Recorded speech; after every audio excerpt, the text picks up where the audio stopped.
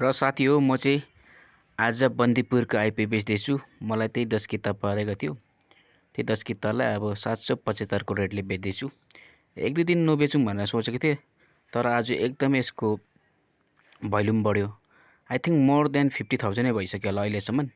त्यही भएर अझै प्राइस तल खस्छ कि भनेर मैले चाहिँ यसलाई 775 को रेटले बेचिदिइहालेको।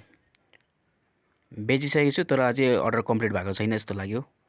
हो, अर्डर कम्प्लिट भएको छैन रहेछ। किन भन्दा मैले 775 मा राखेको थिएँ, तर यहाँ अर्डरमा हेर्दाखेरि चाहिँ अहिले हाइस्ट 771 रहेछ। त्यही भएर अर्डर म्याच भएको छैन। अब एकछिन कुरौँ यसलाई। 772 बल्ल पुग्यो, 774 पुग्यो।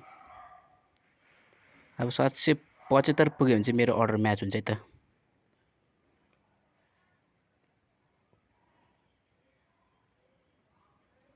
र 775 पनि बल्ल पुग्यो र मेरो अर्डर म्याच भयो। अब चेक गरेर हेरौँ है त साथी हो।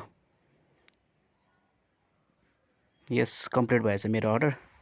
त्यही हो, 10 कितालाई 775 को रेटले 7,750 मैले कमाउनु सफल भएँ।